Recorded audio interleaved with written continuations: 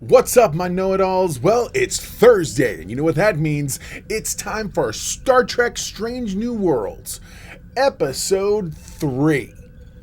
That's right, The Ghosts of Illyria.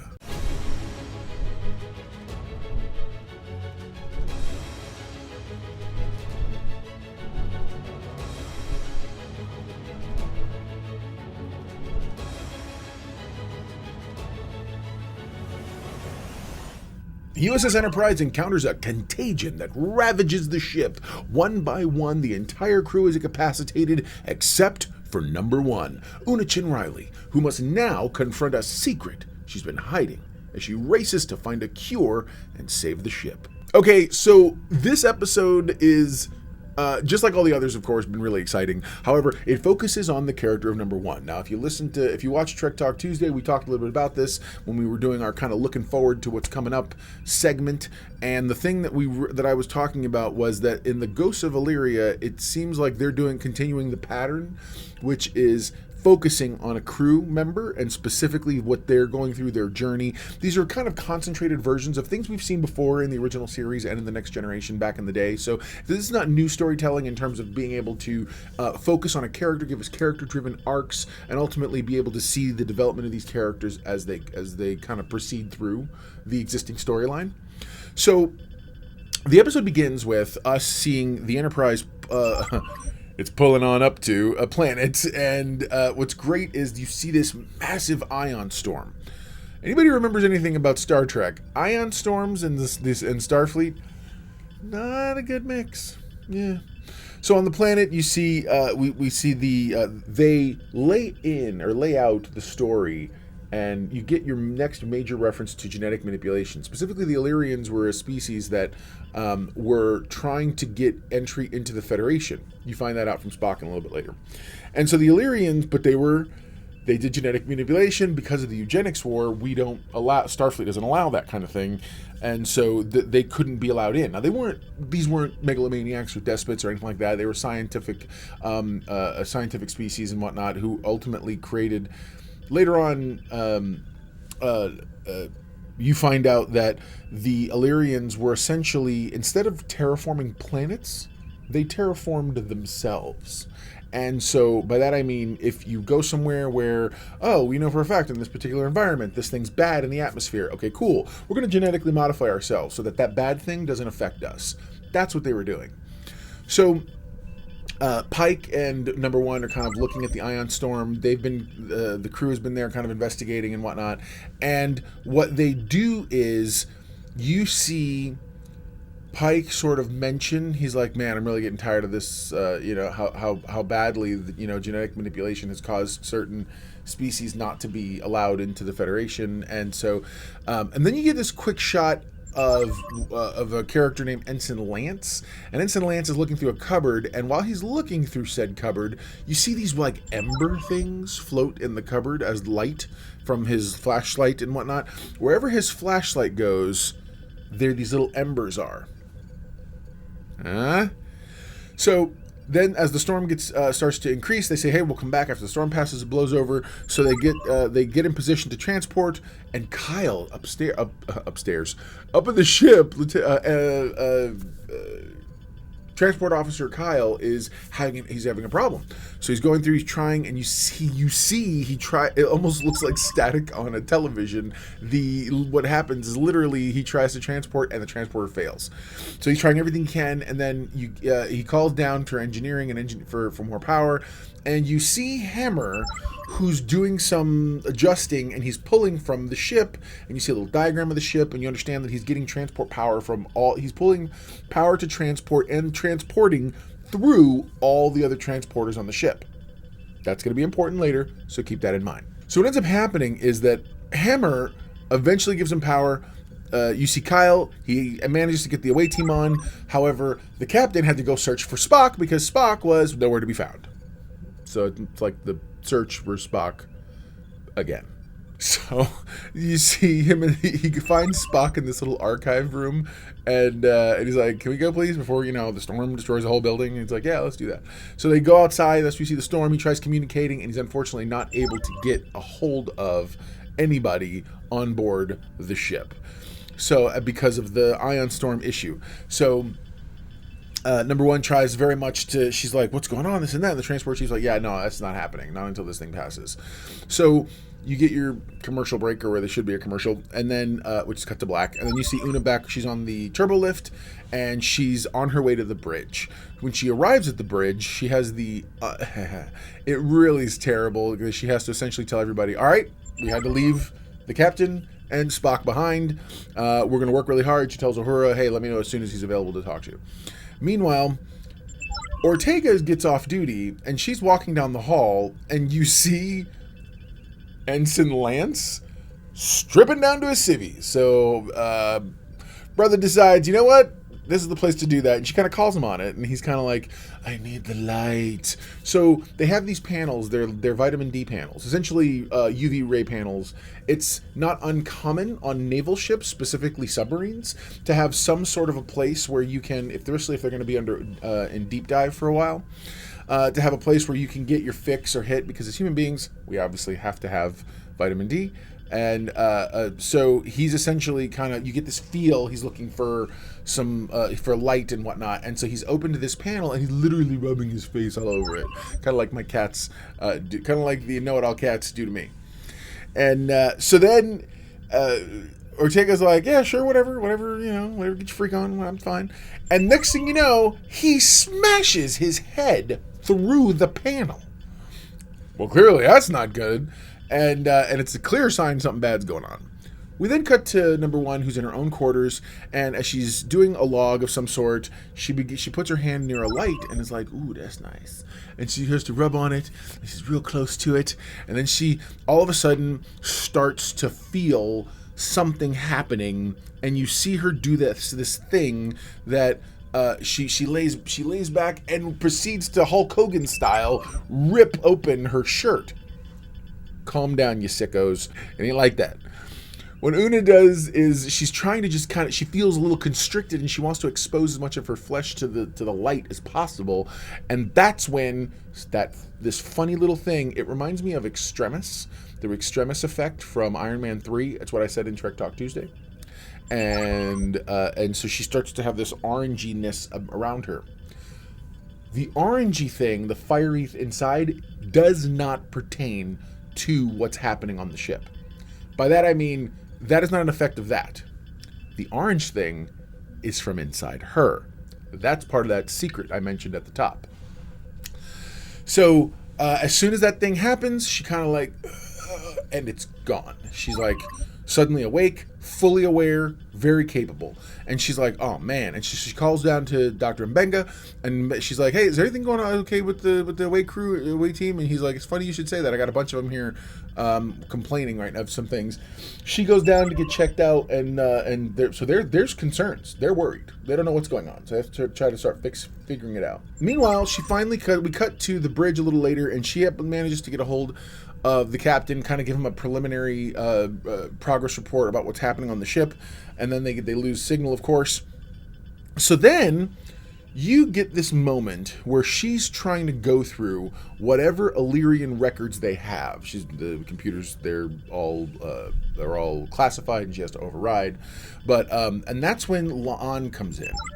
La'an, when she comes in, she's very much she hates the idea of what she calls augments. Augments.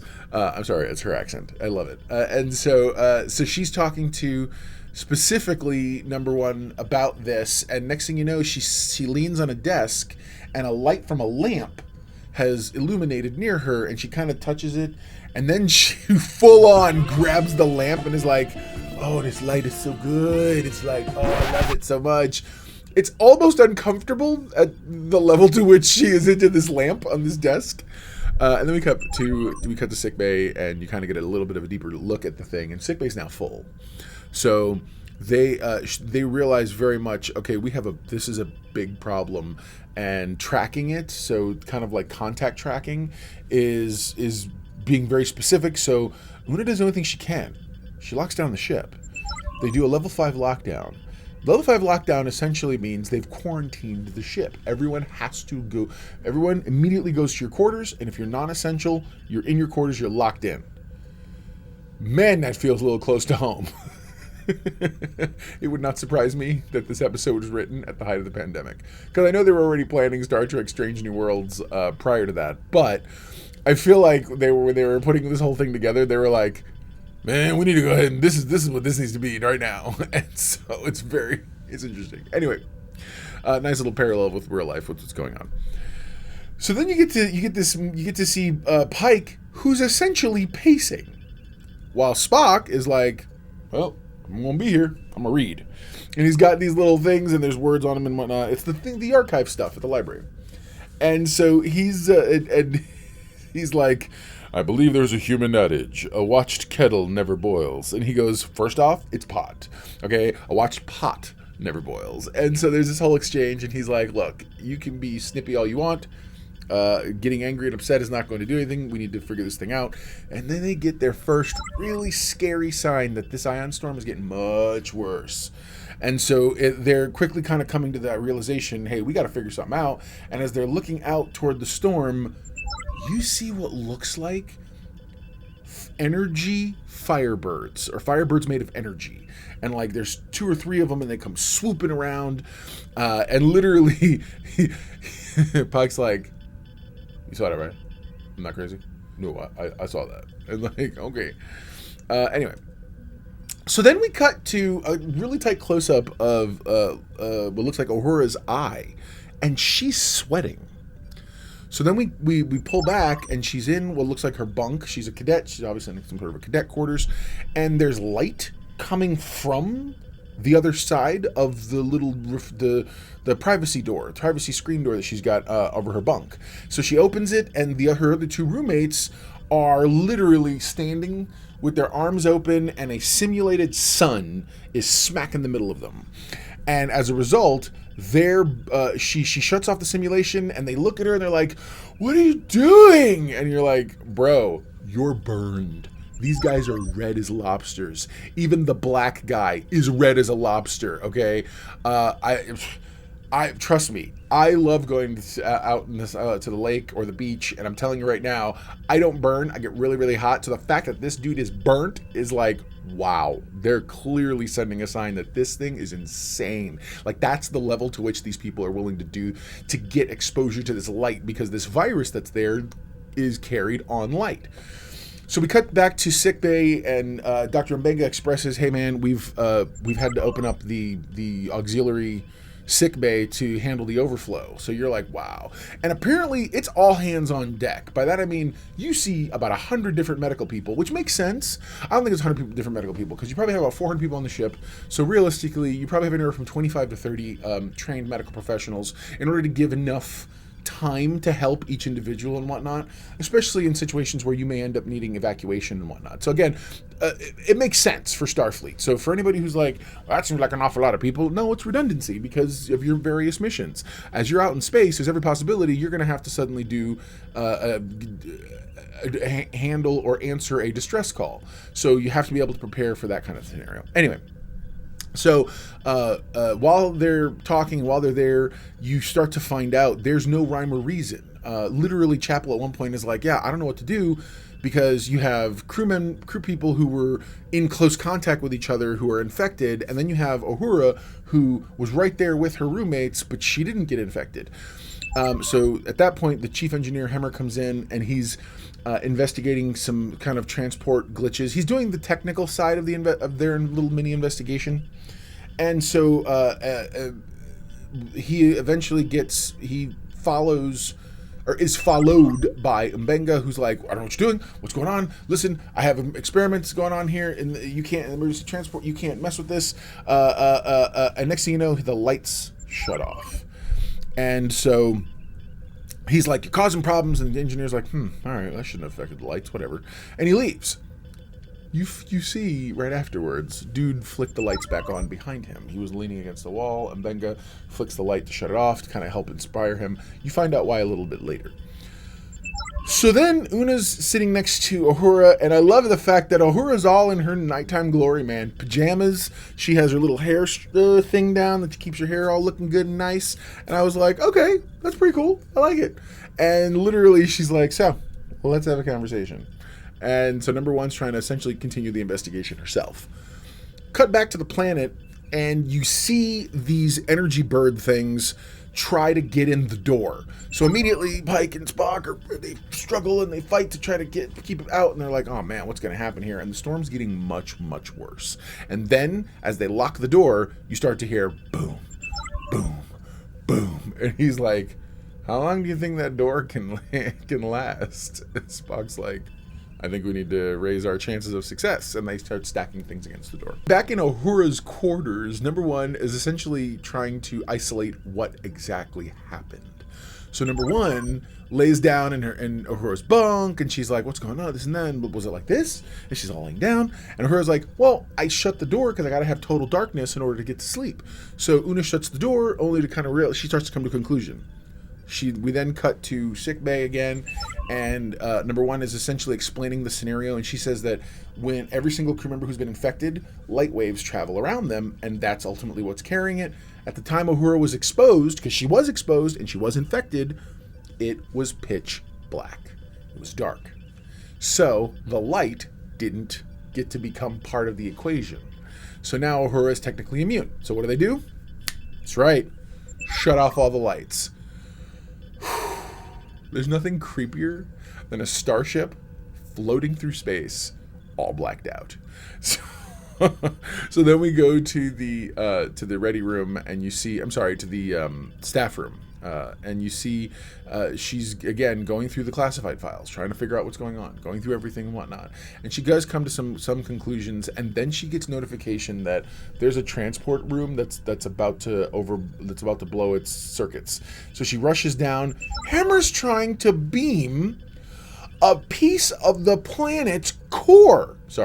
Piece of the planet's mantle, which is like this it's 10,000 degrees, literally, and he's having trouble fully materializing it. If he hadn't had trouble fully materializing it, this moron would have blown up the ship. Una's freaking out. So as dude lunges toward the transport pad, trying to touch this thing and finally get light as much as he could possibly have to this whole thing, Una stuns him and manages to turn the thing off. And then my first major criticism of the series: Una carries him. I don't care that she carried him. They couldn't have got a more accurate looking Hammer body double like this dummy they use. You could literally see where like it's clearly made of some kind of cloth because of how the arm folds. You have to know what I'm talking about. I've having worked in the film industry, I've had to use body doubles before, and the most difficult thing is any closer than you need to be, and you can tell. So we're supposed to see she's strong because you're about to be divulged her secret. But the thing is, the body's too flat. It's too flat here. The arm is folding wrong because it's literally attached by a hit, whatever. Anyway, guys, get a better body double. Come on, okay? Literally, you could have CG'd this stupid thing. I don't care what you're trying to do. Plus, I don't know what strong woman they got to pick a dude up first originally, because that was a person from behind who's supposed to be Una, picks up a dude, might have been Hammer, might have just been a body double, actual extra, a guy who's designed to look like him, but maybe a little lighter, possibly a slightly smaller, giving us doing a whole Lord of the Rings sort of perspective thing, where the camera's back enough, they pick this buff person who, from behind and at a distance, could totally fake as being number one, and then a smaller guy in order to represent so that she can pick him up. Because there's a real person that they put on their shoulder. Anyway, I'm sorry, I'm not going to get stuck in this, but it took me out of that moment, and I wasn't happy about it. Anyways, so you move back down and you see that the creatures are about to break into this area, and this is where you get that joke from the trailer where he's like, Spock's looking at the little thing and he's like, does that have a stun setting? And he goes, I am arming us with knowledge. And you're I'm sorry. I hollered. I was like, woo! when I saw the trailer, I literally did the same exact thing when I saw the episode. I was like, woo! I don't know why. Him giving deadpan jokes, I need everyone to understand. I don't care whether you like the show or not.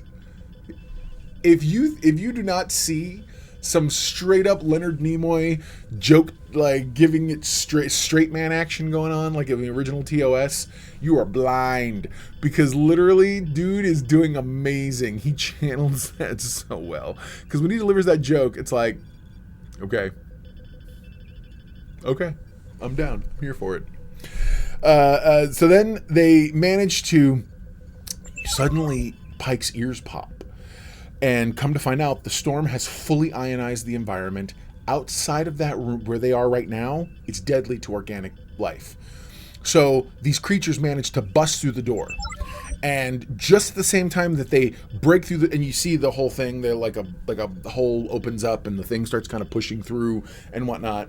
And so in the same time frame, literally at the same moment, from the window where they've been looking out, you see it explode inward, and you understand what's outside has now exploded inward in terms of the storm. They're going to die. Okay? That's when the Firebird things, the energy Firebirds, swoop in, and that's around the time that, so Pike's sitting here like, he's like pointing the gun at them, and all of a sudden they're like, ah, and they manage to come in and they knock his hand out or whatever, and then they swoop and take positions around them. And if you look close enough and go frame by frame, the energy bird things, as they sort of take a position, and it's almost like what we thought were their wings become almost like arms, and they cover Pike and Spock. And you're like, oh, what is up, bro? And little by little, sure enough, the storm begins to pass. And when it's done, they go swooping out. And you see from above, we push down on Pike and Spock. He goes, they're gone. And Spock's like, why do I get the feeling that without them, we'd be gone too? And you're like, okay. So yeah, very Star Trek thing, which is that the thing you thought you knew, turns out you don't know. And this, I like when they do it this way. This is an intelligent way to do it. This didn't feel contrived to me. So then we cut back to the ship. And Una walks in with Hammer over her shoulder, and he drops the thing, and is like, "Yeah, here's what's going on. We need to get him all figured out." And so they're like, she's like, "What happened? I don't know, this and that, whatever." And he begins to explain. He's like, "What? They're having a pretty in-depth conversation about what's happening," and in essence, Una says, "I'm immune. And there's nothing you found in my blood." And she's like, "No." And he's like, "I'm immune." And Chapel's like, "How do you know that?" And she's like, "I've already been infected, and my body did what it was bioengineered to do." Boom. Okay? Penny in the air, penny drops. Here we go. So now so they're like, okay, we're going to let that shock pass by, because we don't have time to unpack that just right now. But at the same, and frankly, they don't care. They're like, Federation regulations be damned. If there's a way you can help, we'd love to have it. But at the same time, Mbenga's like, yeah, no, there's nothing there. There's no antigens. There's no antibodies. Come to find out, the way because Una is Illyrian. That's the secret. Forgive me. She's not just bioengineered. She's full on Illyrian. She's a member of the species they are currently investigating what happened to this particular colony of. So, in essence, Mbenga explains to her, look, I get it. Judging by what you've just told me, chances are, when you got infected, your body did what it does, and then goes back to normal. It doesn't hold on to that. It's designed to fix, repair, move on. And so there's no antibodies, because it's the genetic modifications that did what antibodies would do. And so she's like, so I can't help anybody? He's like, no, I'm sorry, you can't. Meanwhile, he admits flat out, he's like, look, I'm sick already. You can't, I shouldn't be involved in this. You need to go ahead and sedate me. At that exact moment, cut back outside his office to Chapel, and behind Chapel, La'an sits up. All Frankenstein style, like, and you see Chapel like, okay, it's not gonna be good. So then Mbenga is explaining everything, and he's like, look, we got to figure this thing out. I'm really sorry. You're going to have to do your best. Trust me, it's nothing to do with all this. I would absolutely let you do any of this if you had to. I don't care about those things. You get this brief moment where you find out that, I guess, Starfleet's gone out, and they found other bigotries and whatnot. Whatever. I guess the future isn't as perfect as we thought. No, either way. And that's when Una comes out and she sees Chapel unconscious, and the computer then says warp core breach is imminent. She rushes back to, and she rushes down to engineering. There's La'an. La'an's about to open up the warp core field, and so then they fight. It's a fight. It's a fight. It isn't a great fight, but it's a fight. Mainly because, I'm sorry, but at no point did I feel like Una was in danger. I completely felt like Una and La'an reminded me of a parent play wrestling with their kid. Literally playing keep away, where you're like, you just push them away, and you don't let them come near you, and their arms are too little to reach you. Why do I feel like I'm the only person who did that? Stop judging me. Then, as in the midst there, they're wrestling, she's like, you're an augment. That's what the kids used to call me when they found out my name. And she's just giving her so much crap. It's rough, man. There's a lot of vitriol and bile just coming out of her. She's mad. And that's when she managed, so finally, this horrible, number one, it's like, she's like, clearly Rebecca Romaine's not been trained to throw a punch. Fine. It's all good. And so, and at that point, something very interesting happens. The warp core starts to kind of break down, and you see this big light behind her, and apparently the radiation made Una start to do her thing because her body had to suddenly filter it out. So you see the little glowy thing. If you look closely on the floor, so because Una's straddling La'an, La'an's skin is glowing also. Okay? Remember that. It's going to be important in a minute. So we get back down to the library, and they're noticing the storm's calmed and this and that. And as they're talking, all of a sudden, it's Spock and Pike. From beyond them, one of those cylinder things slides out of the wall, ghost movie style. And they're like, all I needed was the Ghostbusters.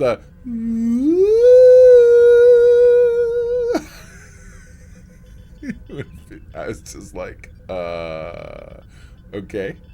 And they go to it, and Spock pulls it out, and he looks at it, and he says, this is the account. Apparently some of the Illyrians wanted to join the Federation, so much so that they began to break down their own stuff.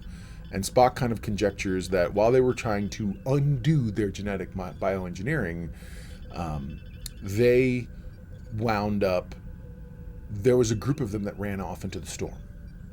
Come to find out, those Illyrians who ran off into the storm were somehow absorbed into the ionosphere, and their bodies did whatever their bodies were going to do to save them, and ultimately they became those energy firebird things. Those are the eponymous ghosts of Illyria. Okay? Right? Back on the ship, Mbenga's woken up, and he's all kind of startled, and she's like, hey, it's all good.